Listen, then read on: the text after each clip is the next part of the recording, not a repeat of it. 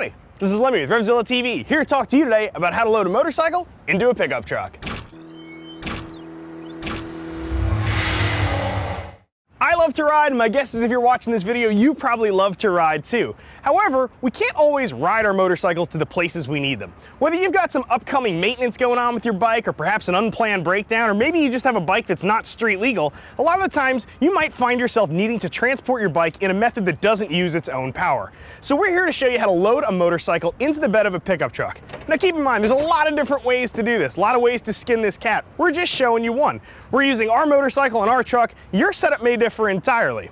So there's two things you need to think about when you're actually transporting a motorcycle if you're new to this. You need to think about loading the motorcycle, getting it from here to up in here, and then the second step is securing the motorcycle. You need to think about actually locking it down and securing it to the transport vehicle. Now if you don't want to hear me prattle on, you can click below and skip to any section in the video to get right to the meat and potatoes to learn how to do this stuff safely. Now I have some general thoughts about loading a motorcycle into a truck.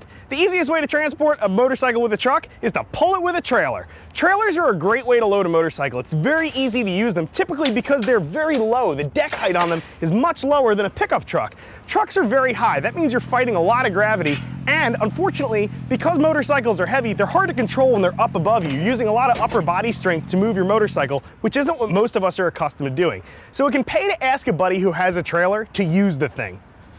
One of the other things you want to consider too is how difficult this is going to be. Most of you are familiar with watching our videos and getting a BSD, or Beard Scale of Difficulty, where we tell you whether or not you can do this, and you can sort of use your judgment to figure it out. Unfortunately, due to the large variety of trucks, of motorcycles, of equipment, experience levels, we can't really tell you how easy this is going to be. It really does vary. However, if you do go ahead and watch our video, use some of the tips and tricks we're going to give you, my guess is that you're going to have a little bit easier time than if you try and go it alone. So let's get right into some of the preparatory steps you're going to need to get loading your motorcycle. One of the first tips I can give you is this. Find a hill. If you have access to a hill anywhere around you, the area you're going to be loading the motorcycle, it's going to make things a lot easier for you.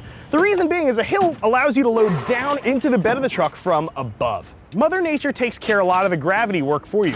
Rather than loading up and you having to push the bike in there, all you have to worry about is steering and braking, not actually propelling the motorcycle up into the truck. If you have a hill handy, use it.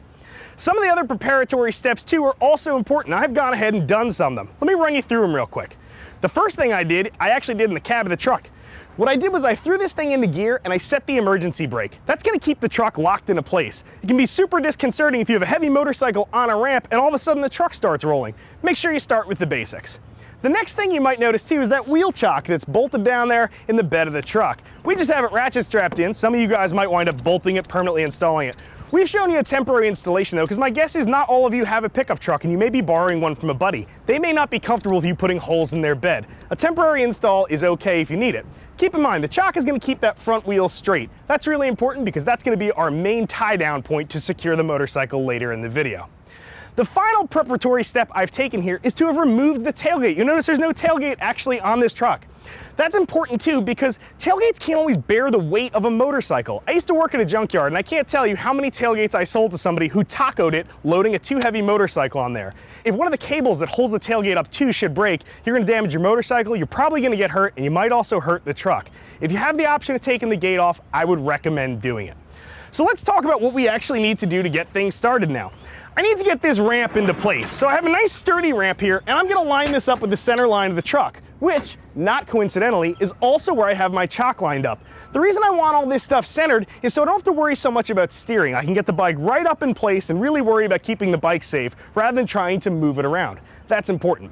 Rather than just leaving this thing here as it is and running the bike up it though, I'm going to secure the ramp to the truck. Securing things really is the name of the game when you're loading a motorcycle into a truck and transporting it. The more secure things are, the less chance for unplanned movement there is, the better chance you have at safety and a total lack of damage.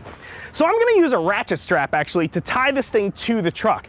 And when I set up my ratchet strap, I'm going to set it up so it applies downward pressure in the same direction that the motorcycle will exert its force. By locking this thing deep into place here, it's not going to slide up into the bed or perhaps out to the side. That can be detrimental to your motorcycle's health and well-being. Now at this stage, it's time to grab your final piece of equipment, and that's a good buddy. Now before you guys attempt to start loading, make sure you have a quick powwow. Make sure everybody's clear on what it is they're going to be doing. We're going to utilize a method called the handoff. Let me show you how this plays out just a little bit, and I'll set it up for you. You're going to line the bike up. You are going to handle steering and braking duties, and your buddy's sole job is propulsion of the motorcycle. You're going to start getting the bike up into the truck, and as it comes over the ramp, you're going to notice you hit the bumper of the truck. At this point, you're going to hold the weight of the bike. Keep your hand on the brake and keep the balance of the bike upright. Your buddy, meanwhile, is going to jump into the bed of the truck, and this is where the handoff itself occurs. You give him control of the bars, he's now going to steer and brake, and you're going to finish up propelling the bike that last little bit into the bed of the truck. You're going to know the load is coming to an end when you feel the front wheel hit that wheel chock and you hear the chock flip over. At that point, the load is complete. Have your buddy get on top of the bike and sit on it, and he's setting you up for the next step. Spurgeon's on top of this bike. He's keeping it from tipping over or rolling out. I'm going to get this ramp out of the way, and then we're going to move on to the next phase of things, securing the motorcycle for transport. Okay, now it's time to strap down the front of the motorcycle. Much like loading, there's a lot of different ways to do this. I'm going to show you one of the methods I employ. Now, locking in the front is important. This is your main point of securing the motorcycle.